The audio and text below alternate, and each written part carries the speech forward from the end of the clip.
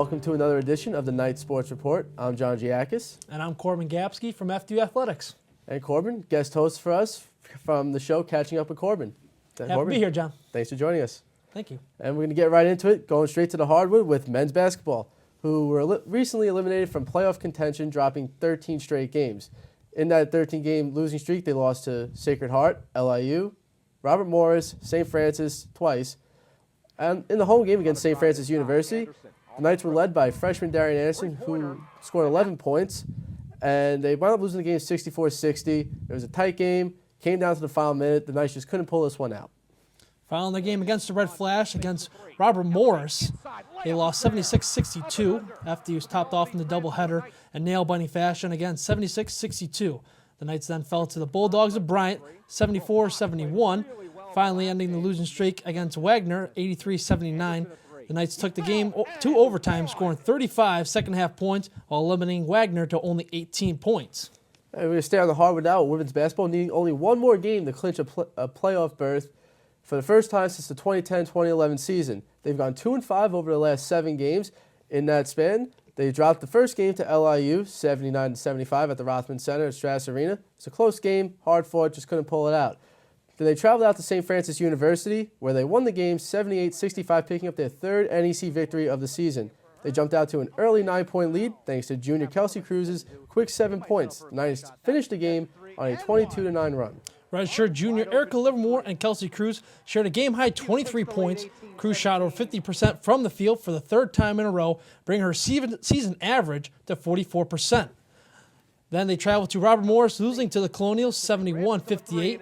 And then they came back to the Stratus Arena to lose to Robert Morris 69-68. The Knights then got back onto a winning streak, winning against the Red Flash 78-63. Junior guard Kelsey Cruz led the team with 24 points, and sophomore Anastasia Williams came off the bench for the Knights to provide 13 points in the second half. The Knights' last 2 games over the 7-game stretch, they lost to Wagner 82-75 before losing to the Bulldogs of Bryant 63-61. Going from the hardwood to the lanes for women's bowling, the women's bowling team competed in the Kutztown Golden Bear Invitational. They traveled to Reading, Pennsylvania, where they captured their 4th title. The final day had a second-ranked Knights coming from behind to defeat Central Missouri in 7 games. In the 7th game, the Knights had a 1-pin lead after 4 frames. Going into the 10th frame, the Knights had 5 strikes in a row. Anchor Liat Wiesenfeld needed to strike out to guarantee the victory for the Knights, and the veteran came through for FDU. The win gave FDU a bye into the championship match, where again they would take on the University of Central Missouri. And in that match, the game went to 7 games, and the Knights once again came out with the victory with a 213-169 win. Junior Nicolette Sarin and sophomore Melanie Hannon were both named to the All-Tournament team. Finally, at the Golden Bear Classic for the Knights, the Fairleigh Dickinson women's bowling team once again came on top, taking the inaugural Golden Bear Classic Championship. The Knights finished 3-0 for the day and are now 77-16 on the season. The Knights took down Adelphi in the championship match and won 4-1. Sophomore Melanie Hammond was named to the All-Tournament team. The women's track and field team returned to action at the NYU Metro Team Challenge. Senior Malika Lewis got things on the way for the Knights in the 60-meter dash, crossing the finish line with a time of 7 seconds and 89 milliseconds. In the distance races, freshman Ariella Sutherland was the lone competitor for the Knights in the 1,000-meter run, crossing the finish line with a time of 3 minutes, 9 seconds, and 39 milliseconds. For the field events, sophomore Naomi Hines placed first in the weight throw with a toss of 18 meters. Mae Thompson won NEC Rookie of the Week for the 4th time this year, and Hines won NEC Field Athlete of the Week for the 3rd time this year. Going from the NYU Metro Team Challenge to the Boston University Terrier Classic, senior Malika Lewis led FDU in 60-meter dash, finishing with a time of 7.86 seconds. Freshman standout Mae Thompson was the top competitor for FDU in the 400-meter dash, finishing the race with a time of 58.09 seconds. In the field events, sophomore Naomi Hines took first place in the weight throw, breaking the school record with a toss of 18.38 meters. At the Metropolitan Championships, freshman Ashley McGuire led the Knights in the 200-meter dash with a time of 25 seconds and 56 milliseconds. And in the 500-meter dash, freshman Mae Thompson had a time of 1 minute, 15 seconds, and 48 milliseconds. Finally, wrapping things up for women's track and field at the MAC Classic, Hines won the women's weight throw with a throw of 17.33 meters.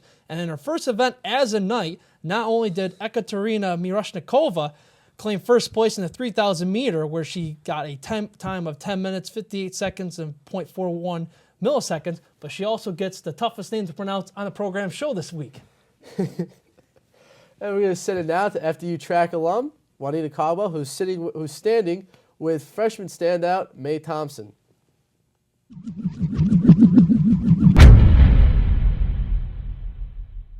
Thanks, John and Ryan. I'm Juanita Caldwell. I'm here with freshman Mae Thompson from our FDU Women's Track and Field team. Thanks for coming, Mae. No problem. So, Mae, first off, congratulations on being named NEC Athlete of the Week, ECAC Co-Rookie of the Week, and then once again NEC Rookie of the Week for the past consecutive 3 weeks in a row. Tell us about how that feels. Thank you. I guess, yeah, it's a huge honor. I wasn't really expecting it, so I'm really happy. I was happy with my times as well, so yeah, it feels good. Okay, now you qualified pretty early on in the season for ECA season of 500. Now, what are you doing to prepare for that big championship meet and for the rest of the season? So I'm just going out. I'm trying to get as much race experience as possible in the earlier meets, and still just training hard, doing lots of interval training. So yeah, just to keep my speed up. So okay. Yeah. So now give us a little bit of insight on how it is adjusting from running in a high school level, not only high school level, but from England as well. So now competing in the U.S. on an NCAA Division I level. Yeah, it's definitely different. The girls definitely mean business over here. It's not a game anymore. I think I just like to approach all my races with a level head, just go in and do my best, not have any expectations of what anyone else is going to do, and just focus on running my own race. Like, I know that I can. Okay. So now also, how has it been adjusting to your new coaches, your new teammates, and this whole new environment altogether? It was quite challenging at first. I've been with my coach in England for the past 5 years, so I definitely got used to his training program and working with him. But it's been really nice coming and meeting new people. I love being in the team, which I don't really have as much at home. I'm more sort of on my own in a small group. So I love all my teammates. We get on really, really well. And Coach Lee's training program as well. She's really easy to talk to, so we always talk about my training and what's going on. So yeah, it's good. Okay. So now if you and your teammates could travel anywhere in the world to compete, where would you want to go? Oh my gosh. I'm not sure. I mean, I'd love to go and run in Oregon because there's a lovely track there. But I mean, I don't know. I mean, I'd love to take all my teammates back to England and show them, where I'm from. So yeah. Okay. So now, what was your most memorable throughout your whole track and field career? What's your most memorable moment? I would say last summer I came second in the English Schools Championships, and that was a really big moment for me. I didn't expect to do so well in the championships. So yeah, and I ran a personal best at that race as well. I remember just crossing the line, and I was absolutely tired as hell. I lay on the floor, and I was just like, wow, I can't believe I did it. So yeah, that was definitely a big moment for me. So what are your goals now going forward with the rest of the season and going into next season as well? I think for the rest of the season, I definitely want to try and bring my 400 time down a little bit more, as well as the 500. I mean, I ran a 1:15, but I definitely think I can go faster than that. So yeah, I'll just see what it brings. Okay. Well, thank you, Mae, for joining us. That's all the questions I have for you today. Good luck the rest of the season. And back to you, John and Ryan. Hey, thank you, Juanita. And by the way, John, it's great to have an FDU alumni like Juanita Caldwell, who is a former track and field athlete here at FDU, interviewing one of our current student athletes. Yeah, Juanita was a star athlete for the track team, as well as Mae Thompson is an up-and-coming star, so it's good to see former and current players mingle like that. Absolutely. So let's jump to men's track and field at the NYU Metro Team Challenge. The Knights were led by sophomore Shaquan Williams, who earned a second-place finish in the 400-meter dash with a time of 48.32 seconds. This time also qualified Williams for the IC4As. In the distance races, junior Juanita Giakas would finish in the 800-meter run with a time of 2 minutes. Daryl Gooding was a lone knight in the 1-mile run, crossing the finish line with a time of 4 minutes, 27 seconds, and 37 milliseconds. And in the field events for the Knights, junior Sharon Thomas would have a season-high high jump of 1.89 meters. Fellow classmate Jalen Harris led the Knights in the long jump with a length of 6.63 meters. Freshman Keenan Henry would get a fifth-place finish in the triple jump with a leap of 14.24 meters. And fellow classmate Connor Hunt would have the long throw for FDU in the shot put with a distance of 13.81 meters. From New York to Boston, at the Boston University Terrier Classic, sophomore Shaquan Williams, another great turnout for FDU, finishing the 200-meter dash with a time of 22.91 seconds, and in the 400-meter dash with a time of 47.49 seconds. Junior Darrell Gooding was a lone knight in the 3,000-meter run and finished with a time of 8 minutes, 43 seconds, and 29 milliseconds. In the field events, junior Sharon Thomas led FDU in the high jump with a jump of 1.95 meters, and in the long jump, junior Jalen Harris had a jump of 6.57 meters. In the throwing events, Connor Hunt once again led the Knights with a throw of 13.76 meters, while fellow classmate Nicholas Tadaro led the team in the weight throw with a toss of 14.35 meters. Let's go to the Metropolitan Classic. Senior Timothy Burns, in his first competition as a Knight, broke a 34-year-old school record in the men's shot put. The previous record was set in 1981 by Pete Rummel with a throw of 16.43 meters. Burns surpassed that mark with a throw of 16.54 meters. That was 4 more inches better than the three-decade-old previous record. Sophomore Shaquan Williams took first place in the 500-meter dash with a time of 1 minute, 3 seconds, and 81 milliseconds. To the MAC Classic, junior Jenya Degliov won the 500-meter dash with a time of 1 minute, 7 seconds, and 4 milliseconds. The Knights 4x4 meter relay team of Kazim Atun, Moquez Headley, Miles Williams, and Shaquan Williams also claimed gold on Saturday. The team posted a time of 3 minutes, 22 seconds, and 76 milliseconds, which came in 4 seconds over the second-place team from Northeast Conference foe St. Francis University. The Knights' time was also a second faster than the previous track record for Monmouth's Multi-Purpose Athletic Center. Let's go to women's fencing and their Philadelphia Invitational. The Fairleigh Dickinson fencing team finished with a record of 3-1, including victories over JHU, NJIT, and Harvard. The Knights' lone loss came against Duke University. The Knights were excellent in the foil, winning that weapon in each bout of the day. Sophomore Anna Braun's 12-0 undefeated performance helped lead the way, along with a 9-3 effort by junior Alix Lurch. FDU was 3-1 the Sabre with senior Catherine Haney 10-2 and graduate Hannah Haldemuth 9-3, having a great performance. At the Northwestern Duels, the women's fencing team finished with a 5-6 record over the two-day event. The Knights faced a trio of nationally ranked opponents at the event, including number 3 Princeton, number 5 Ohio State, and number 9 Northwestern. Finally, at the FDU Duels here in Teaneck and Hackensack, New Jersey, FDU opened the day by defeating NJIT 19-8, winning the Sabre 8-1, the foil 6-3, and the Epi 5-4 in the match. The Knights also won their second-round match, defeating Stevens 14-13. FDU closed the morning session by triumphing over John Hopkins 18-9. After the lunch break, FDU squared off with number 10 Temple Owls. The Owls pulled off to a 20-7 victory in the match, capturing all 3 weapons. The Knights rebound to close the day with a 14-13 victory over Brady's. And finally, we get to cover some spring sports here at FDU, starting now with men's tennis, who at NJIT fell to the Highlanders on a Saturday afternoon at the Namoli Family Athletic and Recreational Facility.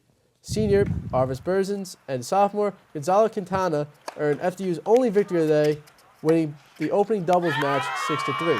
The Knights then traveled up to West Point to take on Army, as they fell to Army on a Friday afternoon by a score of 6-1. The Knights dropped all 3 doubles matches and 5 of the 6 singles contests. FDU's lone victory came from senior standout Arvis Berzins in his first singles. And some more great news for FDU tennis. The men's tennis team, the preseason polls, were picked to finish second, while the women's tennis team, which we'll talk about in a minute, were picked to finish first. As usual, men's and women's tennis always finish to come on top of the NEC. Unfortunately, their coach this year resigned, but he built a great program here, and they continue to be successful and stand out in the Northeast Conference. Well, let's talk about that women's tennis team that's picked to finish first in the preseason polls, as I mentioned. They started against a match against Rutgers. The Fairleigh Dickinson women's tennis team opened its 2015 spring season with a 6-1 loss to the Big Ten member of Rutgers. Junior Gisela Castani defeated Chloe Lee of Rutgers 6-4, 6-2 for FDU's lone victory of the afternoon. From Rutgers to Binghamton, the Knights traveled to. FDU fell to Binghamton 4-3 on Saturday afternoon. The Knights captured 3 of 5 singles matches, but were swept by the Bearcats in doubles. Sophomore Shreya Pastrisha earned FDU's first victory of the day, defeating Binghamton's Sarah Kotz 6-3, 2-6, 6-3. Junior Gisela Castani followed with a 0-6, 7-5, 6-4 win over Anna DeMario.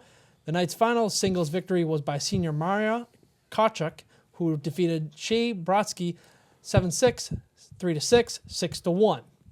Against Lehigh, the Fairleigh Dickinson women's tennis team dropped its match at Lehigh University on Saturday by a score of 5-2. The Knights captured 2 of the 6 singles matches and also won one of the doubles matches. FDU and Lehigh split the 2 doubles matches that were played. The Knights team of Nicole Chiss and Shreya Pastrisha defeating Brianna Markovich and Abby Farrell at number 2, 8-4. And now we're moving on to what to watch for here at FDU next couple of weeks. Men's basketball is closing out their season, starting with St. Francis Brooklyn on February 19th at 7 p.m. And then on February 21st, they'll travel down to Mount St. Mary's at 2 p.m. And on February 26th, Sacred Heart at home at 7 p.m. And on February 28th, they close out the year with senior night against Central Connecticut University, where we'll honor lone senior Mustafa Jones. And the preview for women's basketball going forward on February 21st, they'll be at Mount St. Mary's at 4:30. On February 23rd, they'll be at St. Francis Brooklyn at 7 p.m. A couple days later at Sacred Heart at 7 p.m. on February 25th.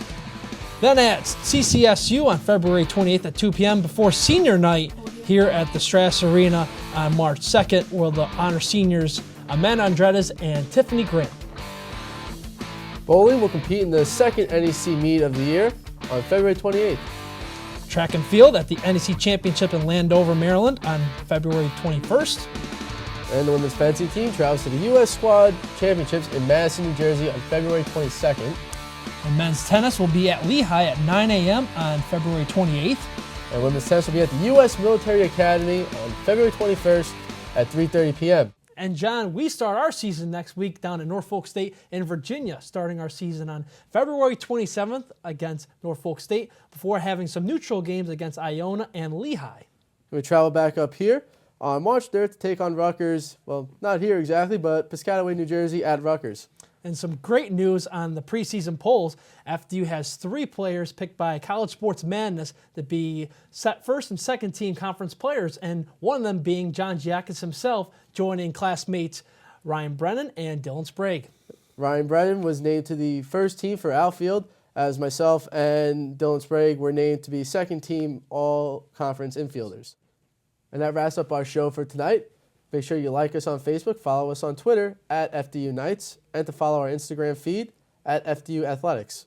And make sure to get all updates, videos, and stats of all FDU Athletics at FDUKnights.com and see all live stream of all games on NECFrontRow.com.